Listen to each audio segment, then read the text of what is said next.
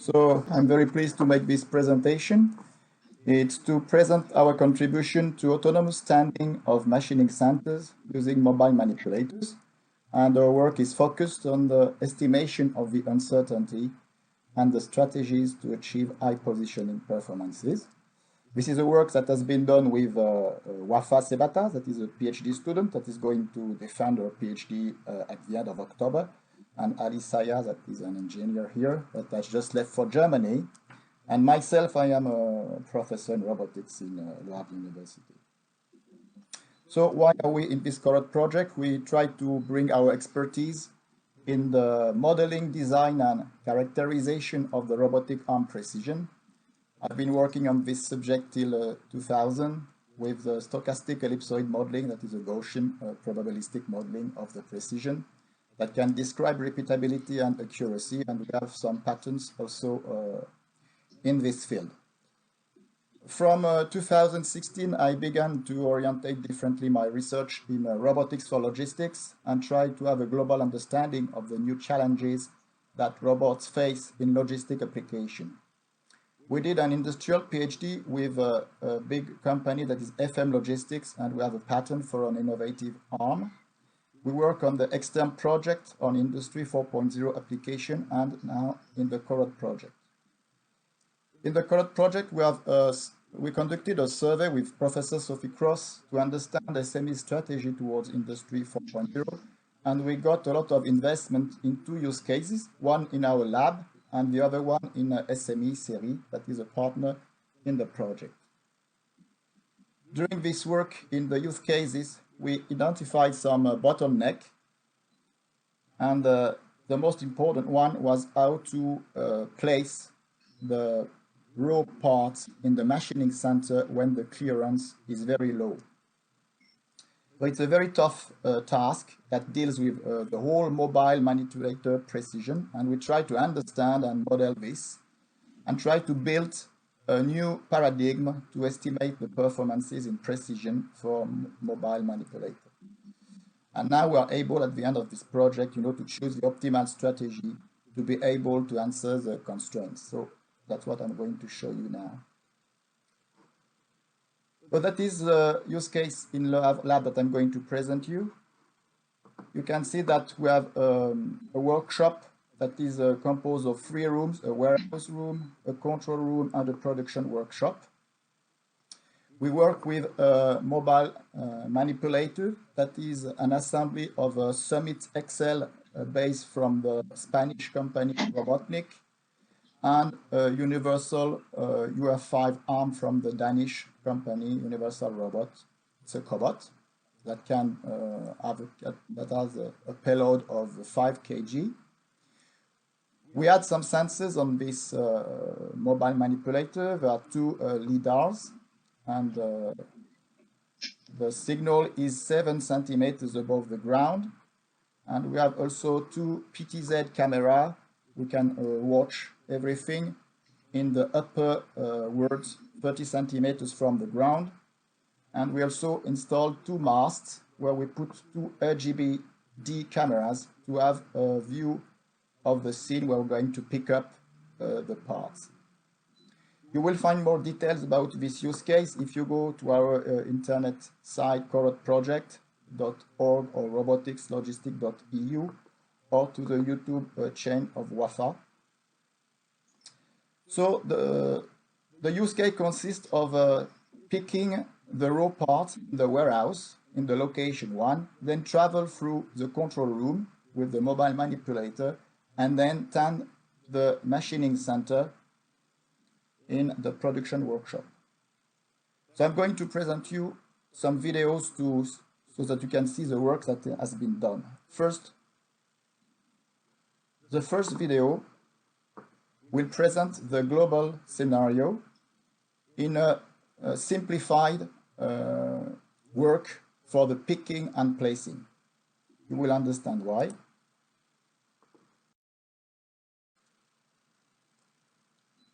Can you see the video? Yes. So, okay. We have the mobile base that is placed in the warehouse, and we want to pick up some of the parts. It is very simple parts just for the demo.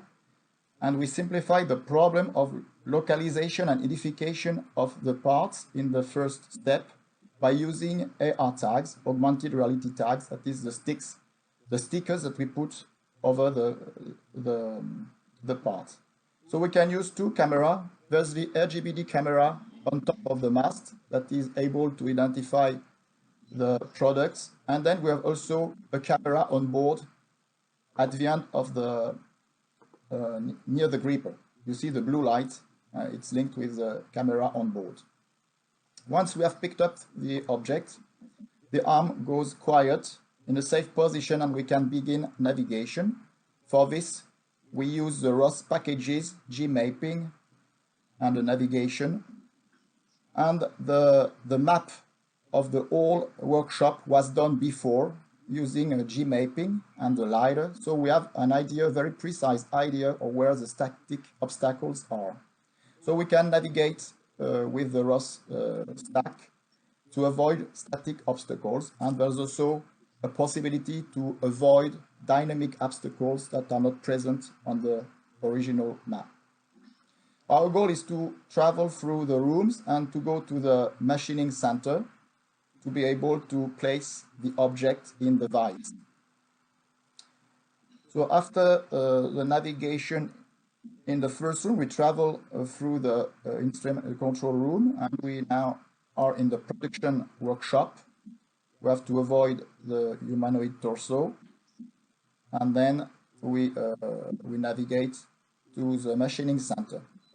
When we will be close to the machining center, we will change the sensor we're using to position the robot. For the moment, we are using only the LiDAR signals, and when we are finished this navigation process with the ROS stack, then we change and we are going to use a visual servoing with an AR tag that is placed on the machining center. Look at the camera, and then you see we are going to use again this camera, the RGBD camera, that is going to point to the AR tag, and then we do a visual servoing to approach the robot from the machining unit at the same position. Then we can open the lid and we are able to use the robot arm to pick up the part again and place it in the machining center.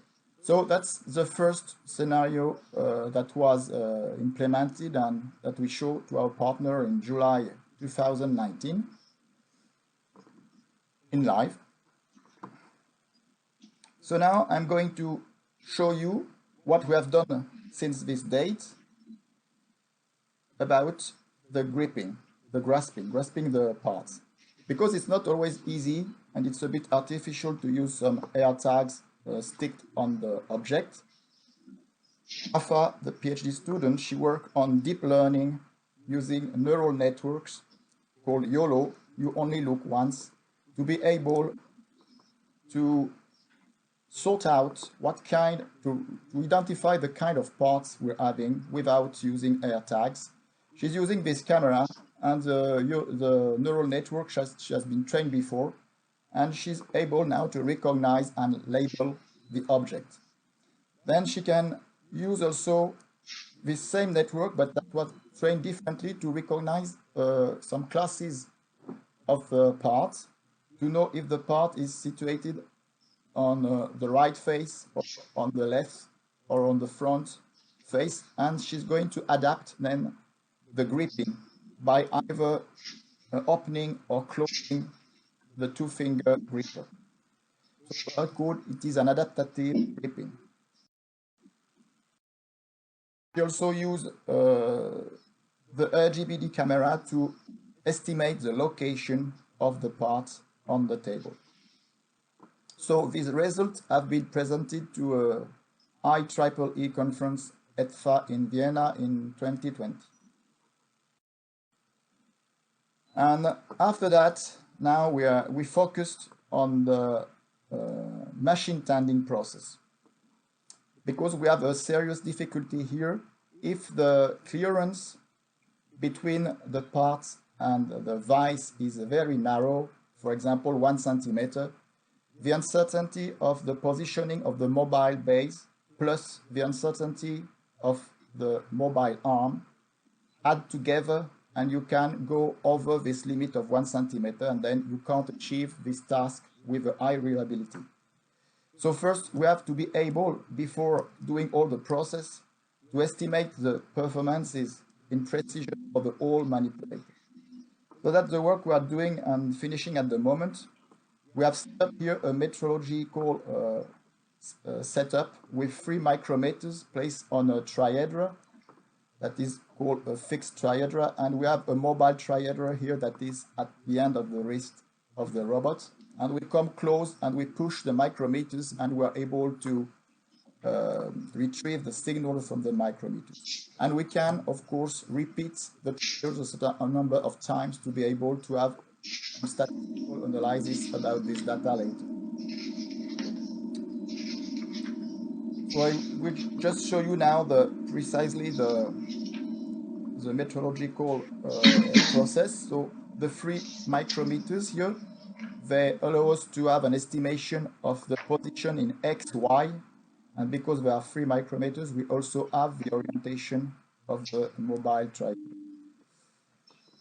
The first experiment we have just finished concerned first estimation the repeatability of the arm when the mobile base is stationary and we only move the arm. We did 30 trials and we estimated the repeatability following the ISO standards at 7.8 millimeters for the position and for the orientation plus of minus 2.1 degree. It means that the repeatability of the UR arm measured here is larger than the one you find in the specification sheet, that is 0.1 millimeter. Because even if the mobile robot is stationary, the whole mechanism is moving during the operation. There are some compliance in the whole mechanism. So that's not something that is very clear. It's something that is usual.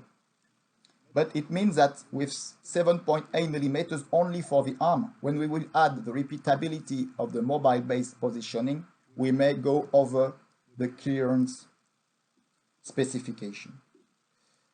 The second experiment we did was to come from the warehouse and do the whole process of the machine feeding. So we did this 30 times. So the mobile base is moving and the arm is moving. And at this stage, we try to have the indication of the micrometers, and we estimated the repeatability at 4.6 centimeters with an repeatability of orientation plus minus 4.6 degrees. You can see that, for example, for our experiment, it was difficult to operate like this in what we call open loop, because the reliability of the process will be very low. So now, with this kind of experiment, we can characterize the repeatability of the process of the manipulator, the mobile manipulator. And there are 2 different optimal control strategies that can be done. It depends, in fact, on the assembly task specification. If the constraints of the assembly task is very hard, and it can be here illustrated by, you see the vise, and there's a cylinder that has to be put in the vise. Here, you have to consider the variation of the position of the cylinder dx dy.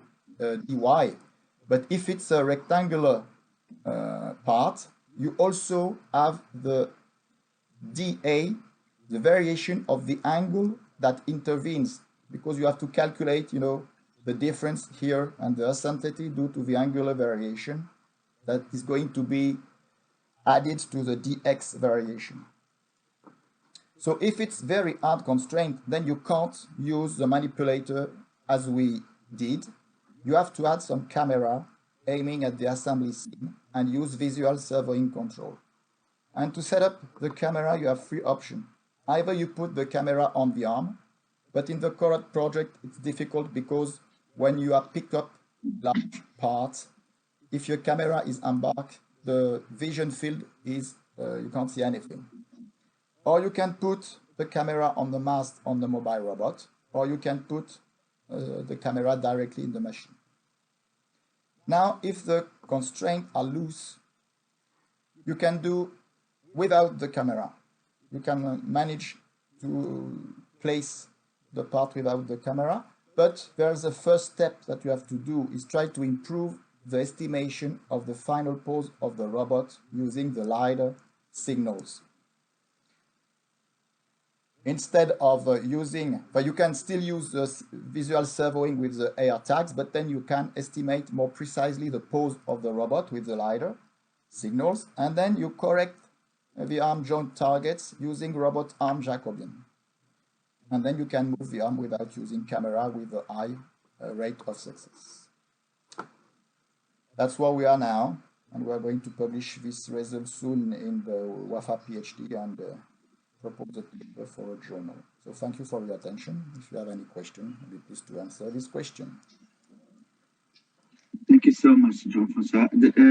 We have maybe a minute to answer any questions. So if you can raise your hand, and then you can go for a question, please, for this presentation.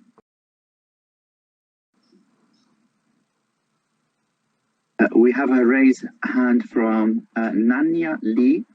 Yeah. Hello, Nanya. Can you introduce yourself and also ask your question, please? Okay, I'm Nanya Lee from Karlsruhe Institute of Technology. I'm doing 3D microprinting of continuous fiber reinforced composites, now based on multi-robots like the UR robots. Thank you for your presentation. It's really interesting. So I have one question I want to ask. What you mentioned in your slides that you have the repeatability when your HEV vehicle is stable, you have this repeatability about 7.8 millimeter. And I think for the UR5, it has the repeatability about 0.1 millimeter. So what is the reason for so large deviation? Could you explain? In fact, the repeatability of 0.1 millimeter that you will find in the UR5 specification sheet is right.